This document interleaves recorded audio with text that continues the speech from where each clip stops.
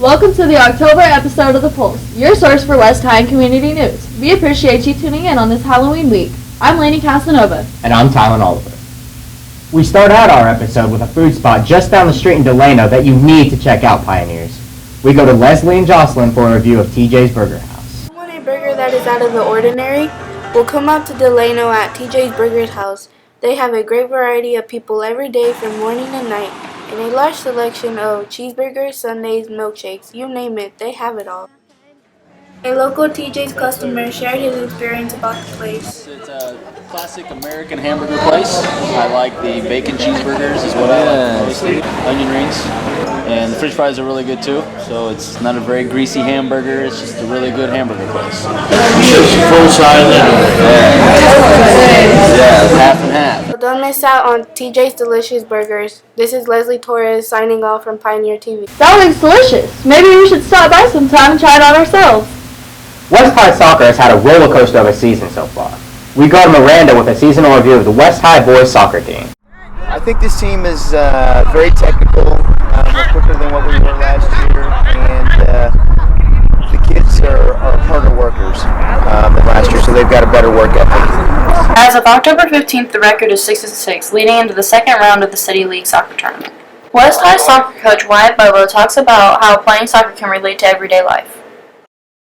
The formation is a little more defensive, but it's definitely attack. We look to get a little bit more build-up, and what we like to do is we like to take over field and thirds, from the defensive third, going to the transition to the middle third, and then transitioning into the attacking third, and then hopefully capitalizing on some goals and just creating a lot of opportunities. Our strength is our midfield, and I would say with Jose Marin and Adrian Medrosa, them controlling that midfield, and they're able to transition the ball from the defensive side all the way to the attacking third pretty fluidly. They've got great technical skill, they've got great shots, and create a lot of opportunities. Well, I think overall we're a really good team. We communicate a lot. I think that's probably our biggest strength.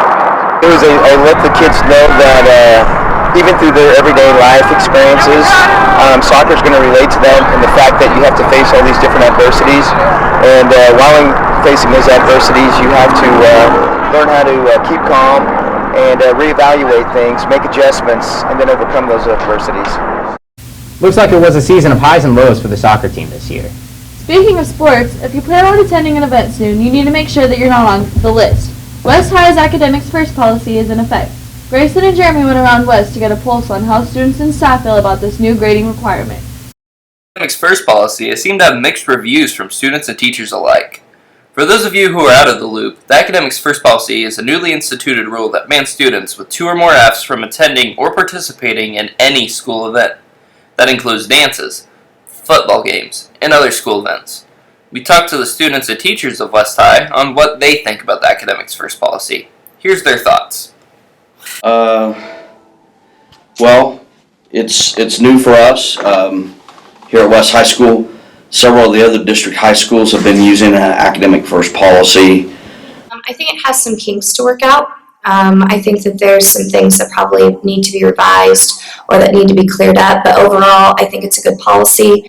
I think it has pros and cons. I think it's good for some people. I think it's good for the school as a whole because it gives kids an initiative to raise their grades and stuff, but I don't think it's good for the students themselves because ultimately they're going to have to deal with not doing extracurricular activities because of it. So If kids make a legitimate effort to get off the list, such as if you attend 4 tutoring sessions a week, I think that you should have the opportunity to get off the list. I think some issues do come up if people don't grade all their papers and this type of things in a timely fashion, but those are things that get worked out. Whether you're a student, staff member, parent, whomever, go to page 23 of the agenda. Everybody has an agenda. It's also on our website, and you can look in this agenda, and on page 23 in the agenda, it spells out the policy in detail. And probably one of the more important parts of this policy is located kind of at the bottom of the policy, and it says specifically, step by step, exactly how a student can get off of the list. And what it talks about in the bottom paragraph is that if you want your grade updated before the upcoming Wednesday, you can get that done by talking to your academy secretary. So if you no longer have 2 Fs and want to go to an event before the upcoming Wednesday, get it fixed and go see your academy secretary as soon as possible. The opportunity list is updated each Wednesday, so make academics the first item on your checklist. Ready, set, cook-off. Wagon Master's Chili Cook-Off has been a Wichita tradition for 30 years. We here at Pioneer TV took a trip downtown to see what's cooking on Douglas Street. Let's go with 3, 2, 1! It's once again time to circle the wagons as Wichita held its annual Wagon Masters Chili Cook-Off. People from every corner of the city convened on the 600 block of East Douglas to gather for what is one of Wichita's most festive occasions of the year. In order to get a proper perspective of what this event means to the city of Wichita, we spoke to the 2015 overseer of the Chili Cook-Off and the mayor of Wichita, Jeff Longwell.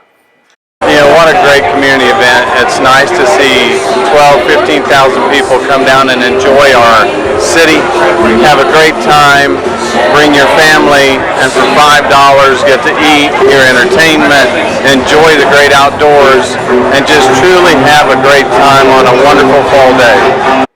The Chili Cook-Off has been around for as long as most can remember, and according to Wichita Wagon Master Bill Ramsey, it has a long-lasting history in the city of Wichita.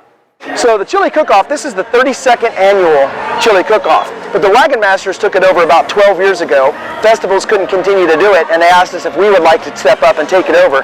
We did, and we've been doing it ever since. With an estimated amount of 12 to 15,000 people in attendance, the Chili Cook-Off creates an atmosphere that is hard to explain unless you're there in person. Well, the Chili Cook-Off is it's a party. It's not just a block party, it's a 3-block party. This thing goes on and on. We get about 12,000 people through here, and it's just a high energy, very chaotic, but so much fun kind of an event. In addition to being a fun event for people of all ages to attend, the Wichita Wagon Masters Chili Cook-Off also serves a higher purpose in the community. They use it as a fundraiser for scholarships for high school students among a number of other charities. And so all of the money that they raise today in this downtown Chili Cook-Off goes to scholarships or charities. And don't worry, if you're unable to attend this year, the wagons will always circle around again next year for what is sure to be another memorable event for the city of Wichita.